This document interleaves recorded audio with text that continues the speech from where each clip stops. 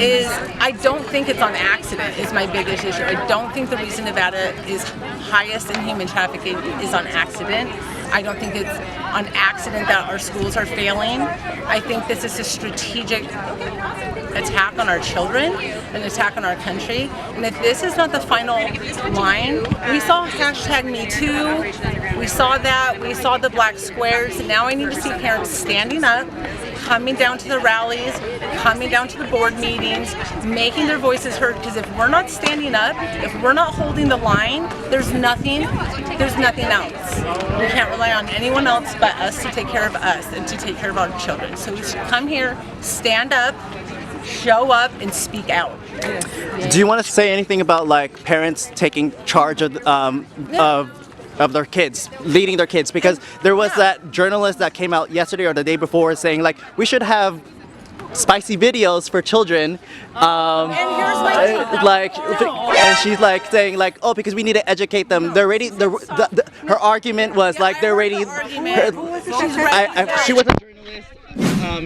Essentially that they're learning these things early, so you might as well create videos directly for them. This is grooming, right? And so yeah, they prevent them for pedophiles. And that's exactly, if anyone will tell you, if you're sexualizing children at young age, sexualizing children, that's grooming. That's so inappropriate. What children need to know is their boundaries, and that if someone crosses those boundaries, whether it's a touch on the shoulder or anywhere else, that they have a right at any moment to say, that's enough and I'm not uncomfortable with it. And any adult who's offended by that, they're in the wrong.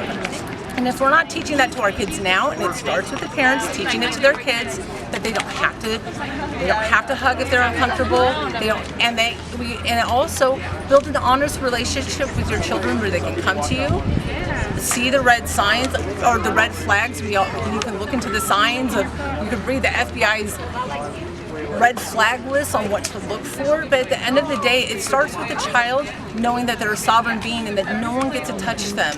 They're a little divine being, and if they're uncomfortable, they don't have to do anything. And if we're not standing up for children, if that's not the line in the sand that we're willing to die over, then I just don't know what else is. I mean, the vax is awful like this, but if saving children isn't enough to say, I'm not, if you know the name of all the hockey players, but you don't know who's representing your kid's school board, there's something wrong.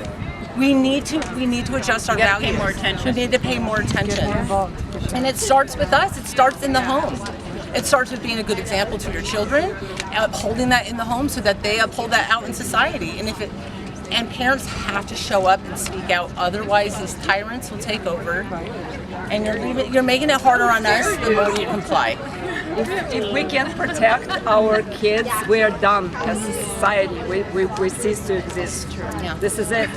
This is the fine red line has been crossed. And this is worth every And that's what they're attacking right now. effort that we do to show up is worth it. It's for our kids. There's nothing we wouldn't do to save our kids. And it starts here, showing up and speaking out. Absolutely. Beautifully said. awesome. Thank you.